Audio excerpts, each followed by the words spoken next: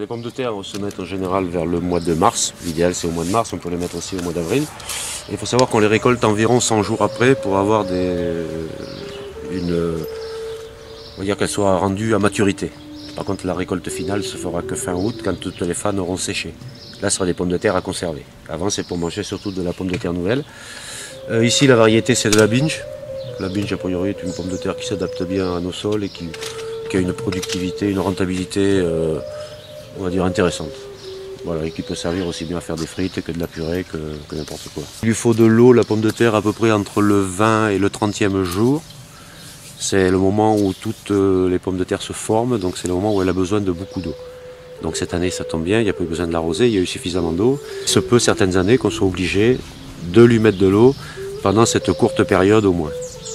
Les pommes de terre, on achète des plants, donc ils sont en barquettes en gros de 25, 50, 100 plants. Et donc là moi j'ai mis 25 plants, ça suffit. Et il faut essayer de la planter environ au moins à 10-15 cm. La pomme de terre se met quand même assez profonde. Il ne faut pas hésiter à faire soit un sillon important pour les mettre toutes à la suite, ou soit vraiment faire quand même un trou assez profond. La recouvrir et puis attendre que ça se passe, c'est tout ce qu'il y a à faire. Il n'y a rien de particulier, sauf l'arrosage au bout de 20 ou 30 jours. Ça c'est très important pour avoir une récolte correcte. Une fois qu'elle est sortie de terre, on fait ce qu'on appelle, on la bute.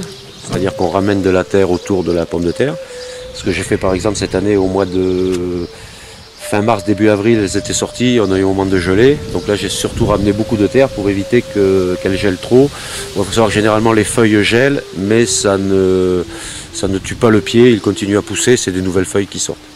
Alors sur un plant de patates, on va dire que la moyenne va être si on la prend en pomme de terre nouvelle, je pense qu'on arrive à peu près aux 600 grammes. Par contre si on la laisse passer, arriver vraiment à maturité et qu'on les laisse sécher pour les ramasser donc au mois d'août, des pommes de terre de conservation, on arrive autour d'1 kilo par pied.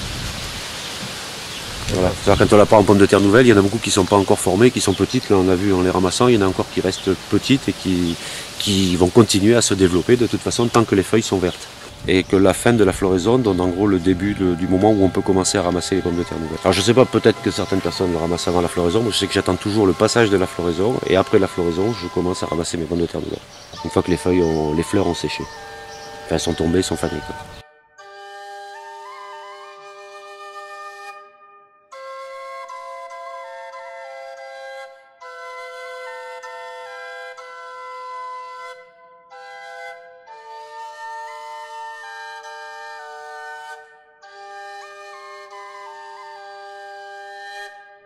Haricot vert, donc.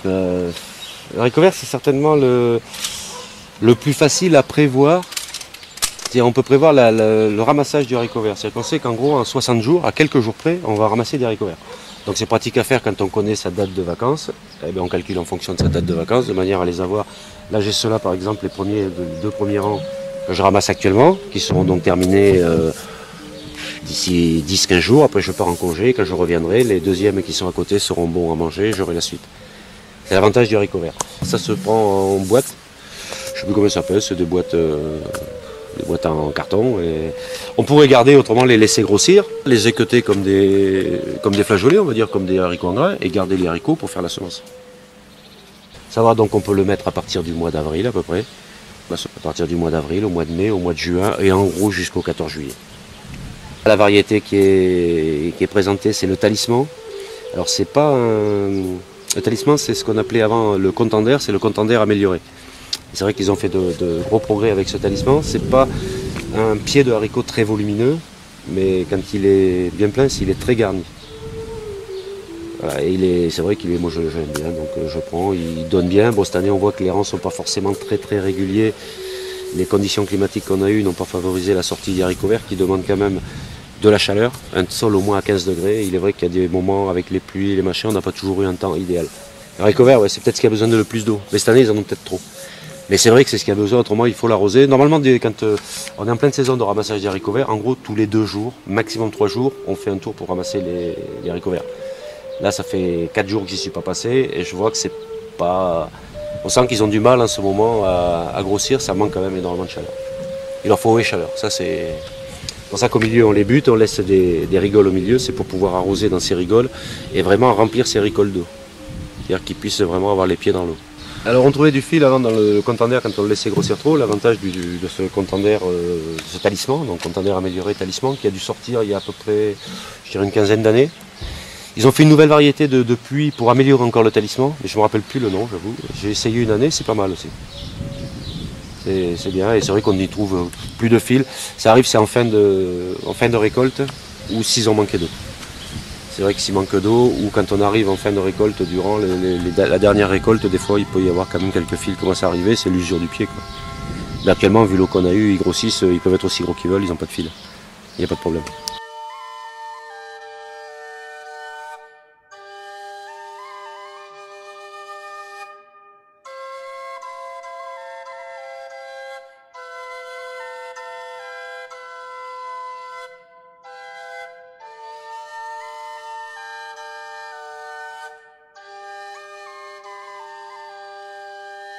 La betterave se sème vers le mois d'avril.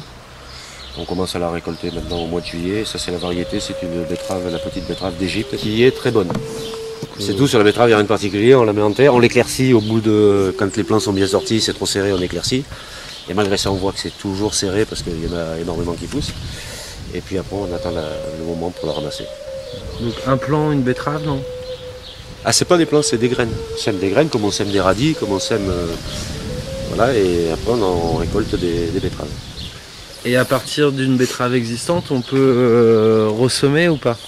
Alors je pense que c'est comme tous les légumes, mais quand au moment on les laisse pousser, ils finissent par monter, ils finissent par faire des graines. Comme ça, Elles sont pas petites un peu ces betteraves là? Non, c'est la petite betterave. Non, c'est la taille, celle-là elle est grosse même. Non, c'est la petite betterave d'Égypte, c'est pas une betterave énorme, mais c'est une betterave qui est goûteuse, ou qui a du goût. Faut la faire cuire la betterave? La betterave, ouais, on la fait cuire nous on la fait cuire la cocotte minute, ça doit être de l'ordre de 15 ou 20 minutes vapeur cocotte minute. Et quand c'est refroidi, ensuite on la coupe en morceaux, puis on la fait en vinaigrette, en salade normale.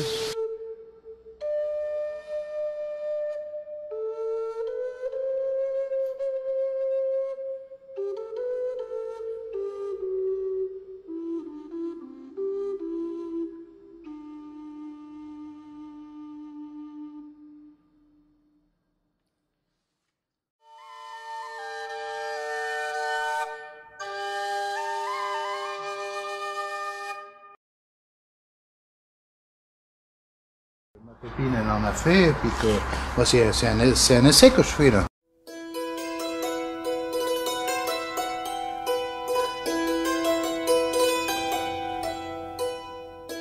Ah mais ça pousse, tu les vois pousser. Tu vois, ça pousse vite. Hein. J'essaie de arroser, c'est-à-dire que toi, il vaut mieux un bon arrosage, mais éviter d'arroser en permanence. C'est-à-dire que là, on a des températures, on est monté à 35, toi, à peu près. Donc là, tous les 2 jours, toi, j'arrose. Il faut que ça soit cueilli tous les 2-3 jours. Et autrement, bah, ils sont trop gros. 12 jours que j'en mange, donc ça met 5-6 semaines, hein, c'est tout. Hein. Ah, ils sont bons. Ah oui, ils sont bons. Il faut que ça soit cuit juste comme il faut. Je les goûte, toi, j'en prends un, hop, je vois à peu près la cuisson. Si c'est trop cru, ça va pas. J'aime bien que ça soit juste au point. Quand je les fais cuire dans l'eau, tu vois. Je mets du sel dans l'eau, une poignée de sel. Et puis après, je les mange, là, à cette époque-ci, je les mange à la vinaigrette, tu vois. Je mets de la ciboulette, un petit peu de ciboulette dans ta vinaigrette. Je mets une gousse d'ail. Oh, c'est impeccable. Regarde, ce qui retombe là, ça sera en hauteur. Ça peut monter jusqu'à, moi j'en sais rien, mais 5 mètres de haut, de toute façon, ça c'est... Va donc cueillir ça, il faut un échafaudage. C'est vrai.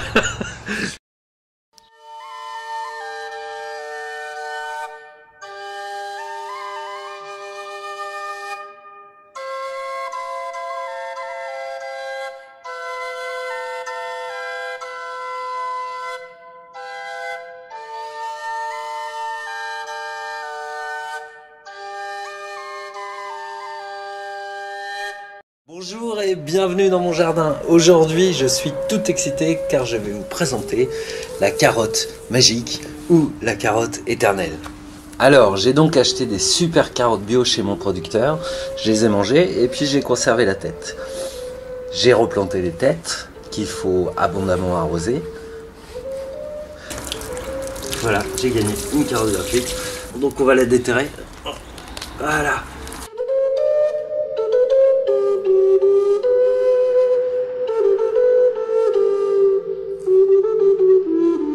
Alors ça marche aussi pour les betteraves. Alors vous coupez la tête de la betterave après l'avoir mangée. Et puis vous la replantez. Et puis vous voyez, vous avez déjà des petites feuilles qui repoussent.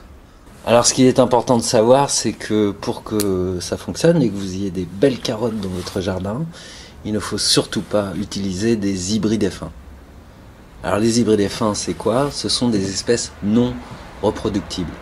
Alors les hybrides F1, vous les trouvez souvent dans le commerce de grande distribution. Donc il faut aller voir vos producteurs locaux, des producteurs bio, aller chercher des variétés anciennes qui sont reproductibles comme celle-ci. Et là, vous pourrez enfin déguster de fabuleuses carottes. Je vous souhaite une excellente journée, bien sûr un bon appétit, une bonne santé, mangez des choses saines, mangez des légumes authentiques et prenez soin de vous. À très bientôt.